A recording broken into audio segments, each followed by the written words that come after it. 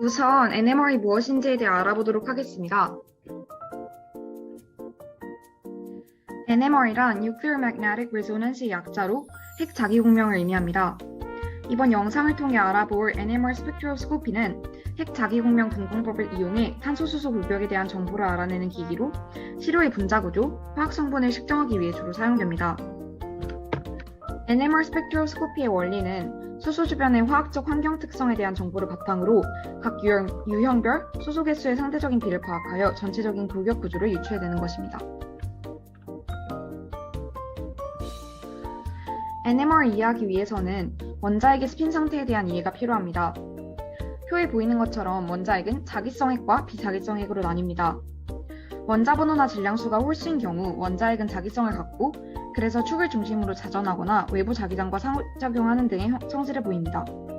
이러한 원자핵은 그림에 보이는 것과 같이 스핀에 의해 스핀 가운동량과 자기 모멘트를 갖게 됩니다. 원자핵은 외부 자기장이 없다면 무자기적인 배양을 가지고 핵의 모든 스핀 상태는 같은 에너지를 가지게 됩니다. 하지만 외부 자기장이 작용할 경우 원자핵은 특정한 배양을 가지게 되며 이때 외부 자기장과 같은 방향이 될 수도 반대 방향이 될 수도 있습니다. 여기서 평행 배양은 더 낮은 에너지를 갖기 때문에 역평행 배양보다 약간 더 우세합니다.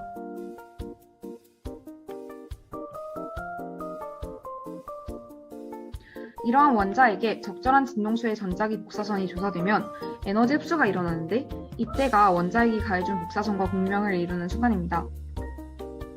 공명이 일어나면 스핀 플립이 일어나는데 우리는 이 스핀 플립으로 원자핵의 공명을 파악하게 됩니다. 그리고 이 공명을 핵 자기 공명이라고 합니다. 공명에 필요한 정확한 주파수는 외부 자기장의 세기, 핵의 종류에 따라 달라지며 핵 스핀 상태 사이의 에너지 차이는 외부 자기장 세기에 비례한다는 성질이 있습니다. NMR을 통한 골격 구조 유추를 위해서는 핵이 실제로 느끼는 자기장이 외부 자기장보다 작다는 것을 알아야 합니다. 분자의 외부 자기장이 가해지면 핵 주위의 전자들이 국부적인 자기장을 형성하며 이 식에서 알 수 있듯이 국부적 자기장에 의해 핵이 느끼는 외부 자기장이 작아집니다. 그리고 이 현상을 가려막힘이라고 합니다. 분자 내 각각의 핵은 서로 다른 전자적 환경에 놓이기 때문에 각기 다른 정도로 가려막힘이 이루어지며 따라서 핵이 느끼는 유효 자기장이 달라지게 되고 따라서 최종적으로 앞서 설명했듯 유효 자기장의 영향을 받는 공명 주파수가 달라져 서로 다른 피크를 갖게 됩니다. 자, 그럼 이제 원리에 대해서 파악했으니 본격적으로 이 NMR이라고 불리는 기기에 대해 알아보도록 하겠습니다. NMR, 핵 자기 공명 분광기는 여기 보이는 이 그림처럼 생겼습니다. 구조를 알고자 하는 유기화합물 시료를 적당한 용매에 녹여서 유리관에 넣고 자석의 두 극 사이에 놓으면 자기장에 의해 분자 내의 수소 핵들은 평행 또는 역평행의 배양을 갖게 됩니다. 시료에 일정한 진동수를 가진 라디오 프리퀀시 에너지를 조사한 상태에서 전자석에 흐르는 전류를 변화시킴으로써 자기장의 세기를 미세하게 변화시키다 보면 핵들이 약간씩 다른 세기의 자기장에서 공명을 일으키게 됩니다. 그러면 검출기에서 라디오 프리퀀시 에너지 흡수를 감지한 뒤 전기적 신호를 증폭시켜 피크를 표시하고 우리는 이렇게 표시된 피크의 결과값별로 최종적인 구조를 유추하게 됩니다. NMR 스펙트럼의 측정 결과는 다음과 같이 표시됩니다. 세로축은 에너지의 흡수 세기이며 가로축은 세기의 변화 방향을 나타냅니다. 오른쪽으로 갈수록 외부 자기장의 세기가 증가하며 단위는 ppm입니다. 이 표에서 낮은 장 쪽에서 흡수를 보이는 핵은 공명을 위해 낮은 세기의 자기장이 필요하다는 의미이고 즉 가려막힘 정도가 작음을 알 수 있습니다. 공명 진동수 차이는 매우 작기 때문에 직접 측정하기 어려워서 측정하고자 하는 물질에 적절한 기준 화합물을 넣고 그에 대한 상대적인 값으로 측정합니다. 주로 사용되는 표준 기준 물질로는 TMS가 있으며 저희가 차후에 진행할 실습 실험에서도 TMS를 사용하고자 합니다. 자기장 세기가 ppm으로 나타나는 이유는 바로 델타 척도를 사용하기 때문입니다. 공명에 필요한 에너지는 외부 자기장의 세기에 의존하는데 이때 이를 보완하기 위해 델타 척도를 도입하였습니다. 델타 값은 관찰된 화학적 이동, 즉 기준 물질인 TMS로부터 떨어진 헤르츠 수를 메가헤르츠로 나타낸 분광기의 진동수로 나눈 값이며 따라서 단위는 분광기 진동수의 100만분의 1 ppm을 갖게 됩니다. 델타 값은 일반적으로 0에서 12까지의 값을 가지며 이를 화학적 이동, chemical shift 값이라고 합니다. NMR 스펙트럼의 분석을 위해서는 화학적 동등성에 대한 이해 또한 필요합니다.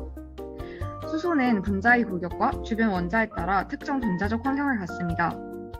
이때 한 분자 내에 동일한 전자적 환경을 가진 수소 원자들이 있다면 이 수소 원자들은 동일한 가려막힘 값을 갖기 때문에 하나의 흡수 피크를 보이게 됩니다. 특정 피크가 몇 개의 수소 원자를 포함하는지 알기 위해서는 적분이 필요합니다. 기기 내에서 결과를 도출한 뒤 적분을 나타내주는 기능이 있으며 피크 아래 면적이 피크가 나타내는 수소의 개수에 비례하기 때문에 수소의 상대적 개수를 알아낼 수 있습니다. 예를 들어서 이 그림에서 보이는 화합물질 내의 수소 원자는 모두 동일한 전자적 환경에 놓이기 때문에 한 개의 NMR 흡수 피크만을 갖고 여기 있는 화합물들 같은 경우에는 수소 원자에 대해 두 종류의 전자적 환경이 있으므로 두 개의 NMR 흡수 피크를 가지며 마지막으로 이 화합물들 같은 경우에는 세 개의 NMR 흡수 피크를 갖습니다. 이렇게 수소의 종류에 따라 화학적 이동값이 달라지며 피크의 위치로 수소의 화학적 환경 특성을 알 수 있습니다. 표에서 볼 수 있듯 주변 전자적 환경의 차이에 따라 수소 원자는 각기 다른 화학적 이동값을 가지며 이 차이를 통해 구조를 유추할 수 있습니다. 가장 대표적으로 특정 수소 원자의 유탄, 탄소에 N개의 수소가 있으면 이 수소의 피크가 N+1개의 갈라진 피크로 나타납니다. 자, 그럼 이제 이렇게 배운 내용을 바탕으로 NMR 실습 실험을 해보겠습니다.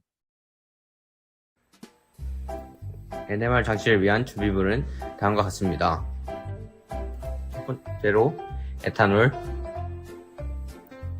NMR 튜브, 클로로폼 1바이알, 일회용 스포이드,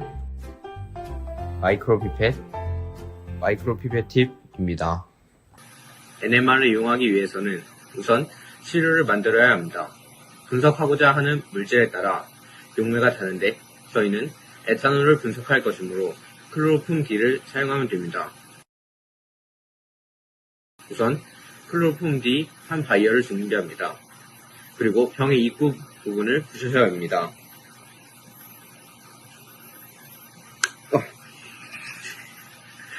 그리고 마이크로피펫을 이용하여 분석하고자 하는 물질 이 메탄올 1ml를 병으로 옮깁니다.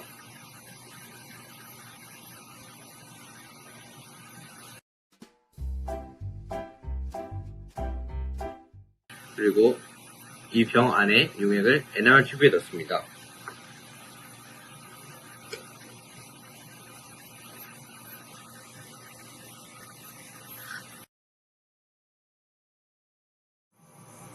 방금 만든 시료를 샘플 와머에 넣고 온도를 맞춥니다. 이제 장치의 시료 분석이 끝났습니다. 이제 저희는 이 애널라이즈를 이용해서 저희가 직접 이 그래프를 분석해야 되는데요. 애널라이즈 중에 먼저 인테그레이트를 눌렀습니다. 그러면 세 가지 이 적분 값이 나오는데 이를 편집해가지고 이 적분 값의 범위에 이 피크가 들어가도록 해줍니다. 줄여놓고 이 적분 값을 살펴보면 약 1대 2대 3이라는 걸 알 수 있습니다. 이는 그 에탄올의 수소수가 같은 위치에 있는 수소수가 1대 2대 3임을 나타내는 것입니다.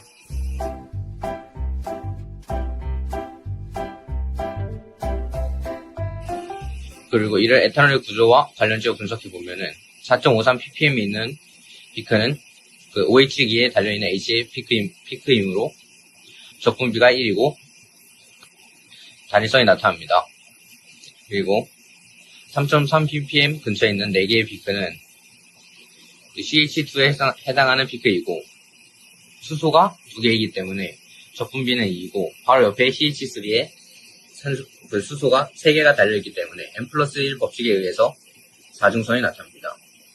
그리고 마지막으로 0.8 ppm 근처에 있는 이 3개의 피크는 CH3에 해당하는 피크로 수소가 3개이기 때문에 적분비가 3을 나타내고 그리고 바로 옆에 있는 CH2에 수소가 2개 달려있기 때문에 N+1 법칙에 의해서 3중선이 나타납니다.